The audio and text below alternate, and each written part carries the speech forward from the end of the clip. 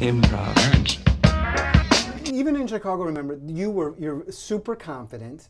Yeah. At least that was my expression. I mean, look at my toddler body. I mean, everybody looks at me and wonders what happened. And I'm like, you tell me, man. And there was a sense of you were willing to put yourself out there. Yes. How do you deal with how did you deal with failure? How do you deal with failure? How do you get over it? Lately I've started, people have started saying, like, what is with your work ethic? Like, what's going on?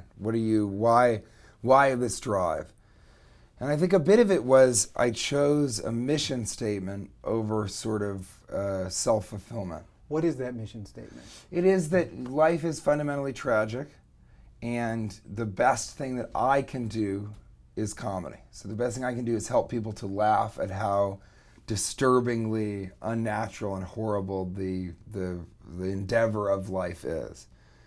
And that really, really drives you. So when you start caring about the audience more than yourself, then failure isn't really in the equation. It doesn't matter. It's just that is one of the many hurdles that you have to overcome to continue to entertain and make people laugh, who, as soon as they stop laughing, you're going to go back into kind of, the sadness. But TJ, we hear this all the time. You got it. From who? Who's been saying this? Has it been me?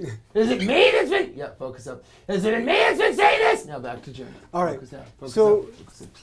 Okay, there we go. Embrace the failure. You got to like the failure. All this. Was there a moment where you're like, I got it. I got to just keep failing? No, and I don't think I like the failure. I mean, it's interesting, but this morning I read a lot of reviews about myself because I don't really connect. I just think it's funny. I don't connect. I'm not going like, oh, they felt this. But this morning, the Chicago Tribune, rightly so, was like, it was a great show last night, but it was too long. And we didn't know why there were all these openers.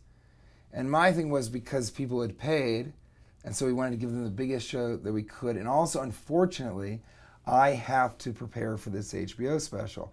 And the only market that I'm certain will give me a good read on all of my material is here. It's Chicago.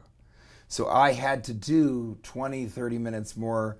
I'm not up there like Carlos Mencia being like, look at how hilarious I am.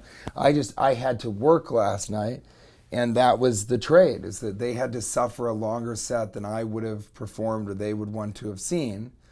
But the audience last night, and I was sort of doing this set because in 12 days I'll do an HBO special, and if the HBO special is better for having too long of a set in Chicago, then that's worth it. That's what needs to happen, because that reaches millions of people, whereas there were only 800 people or something at the Vic last night. So that's an interesting, that's constantly a tightrope walk. Just the same as like, do I want to be in Transformers 4? No, I didn't grow up sort of pining to be in the movie about the toys in the fourth installment. But, it entertains literally hundreds of millions of Chinese people that are not going to watch Silicon Valley. They're not going to watch my stand-up. So it's this constant tightrope walk of like, how do I entertain and make the most people happy while still sort of being present for the performance and having an eye towards the future goal. Improv.